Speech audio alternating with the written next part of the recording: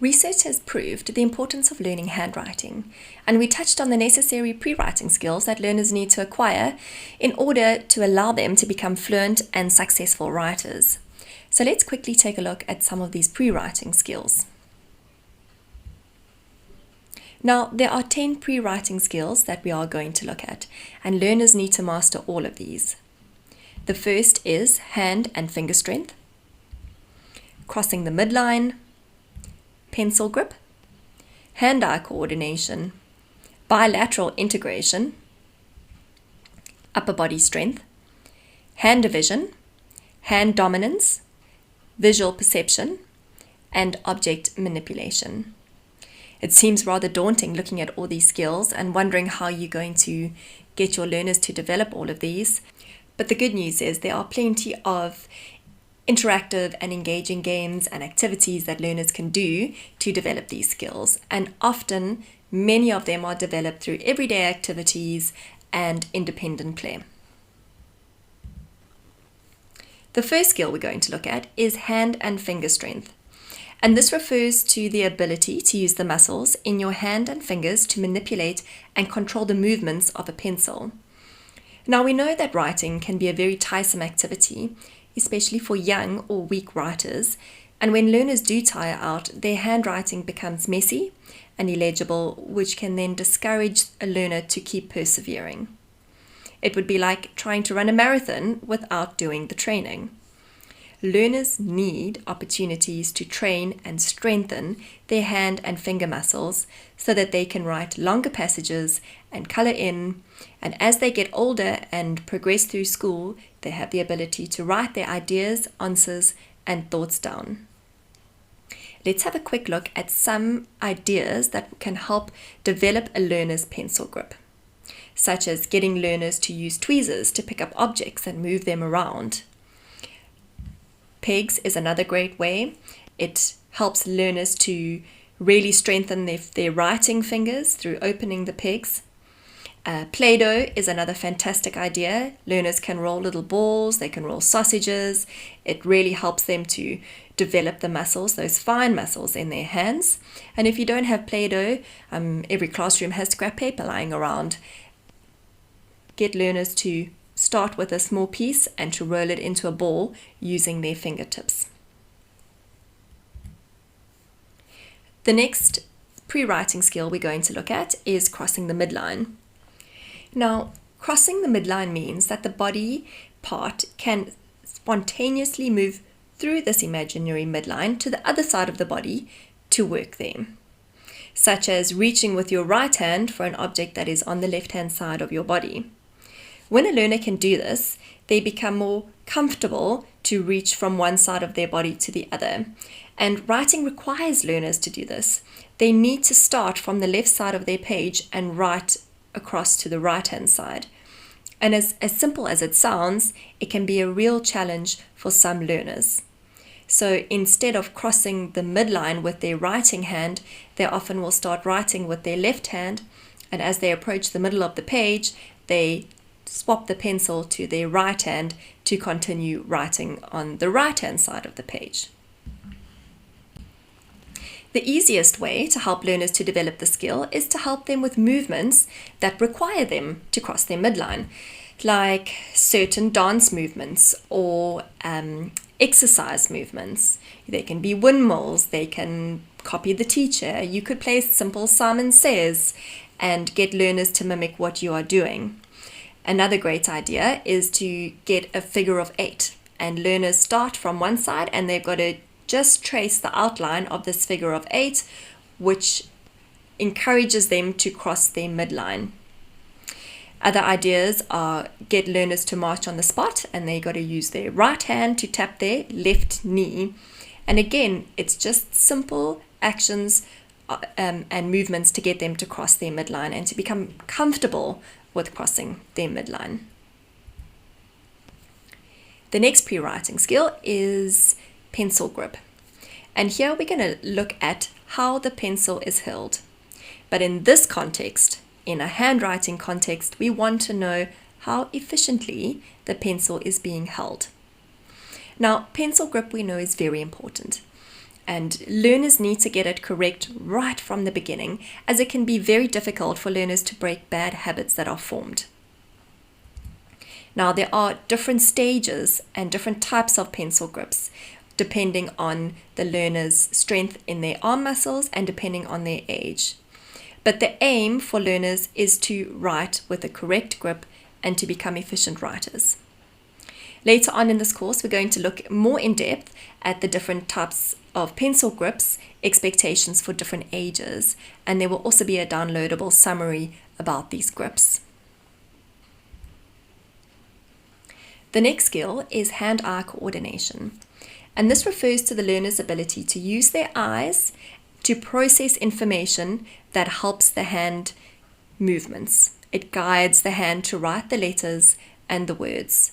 So the eyes see the letter or the shape that needs to be drawn. It processes that information and messages are sent to the hand to then copy the movement out. So it's important for learners to have hand-eye coordination. Which then brings us to our next pre-writing skill, and this is visual perception. And this refers to the learner's ability to extract, interpret and organize visual information such as strokes, shapes, and different letters. Now, visual perception could be an entire course on its own, as there are many different skills that fall under this umbrella, such as visual discrimination, which is the ability to classify objects and shapes depending on their similarities and differences. So being able to tell the difference between an A and a D through seeing what is different. Learners who struggle with visual discrimination will have difficulty seeing the difference between the letters and getting like your P and your B mixed up. The next skill is bilateral integration, and this refers to the learner's ability to coordinate both sides of their body at the same time in a controlled and organized manner. So writing definitely requires the learner to use both hands. The dominant hand is your leading hand and it's your writing hand, and the other hand is used to support the page. Often learners use only one hand to write and the other hand becomes passive, either on the table or on their lap, when in reality, efficient, successful writers need to be using both hands at the same time. The next pre-writing skill is upper body strength, and this refers to the strength in the upper body or the trunk to support controlled movements for writing. And examples of these would be your shoulder girdle strength and stability and your back, neck and arm strength. All these major muscles and body parts are necessary to stabilize and control the movement of writing. These are there to support a more efficient way of writing. A learner who demonstrates a weak upper body strength will often have a sloppy handwriting. You might see them slump to the side when they're writing, possibly leaning on a hand for support. Some learners might slouch in their chair with their feet and their knees sticking out from under the desk. And these are all signs that the learner has a weak upper body strength. They struggle to hold their body in a correct writing position for a long period of time. The next skill we're going to look at is hand division. And this refers to the learner's ability to use just their index, middle, and thumb fingers for manipulating or moving a pencil. Their fourth and fifth fingers are tucked into their palm to help stabilize and support the hand when writing. They don't get used for writing themselves, but they are used for support and stabilizing. The next pre-writing skill is hand dominance. And we know that most of us have one dominant hand that we use to do the majority of our tasks, such as brushing our hair, doing up zips and buttons. So hand dominance refers to the consistent use of one hand to perform the task of writing. And the ability to use only one hand allows the learner to really master the skill. The last skill we're going to look at is object manipulation. And this refers to the learner's ability to skillfully use or manipulate a pencil with one hand without using their other hand. So using 3 fingers successfully to control and move the pencil to write the letters. Now, object manipulation is very important for a number of different skills, such as using scissors, using a knife and a fork. And when learners struggle with this, they again become frustrated and tend to stop persevering. So what you might see is a learner, instead of using one hand to complete a task, they'll use 2. So to cut paper, they will use both hands to manipulate the scissors.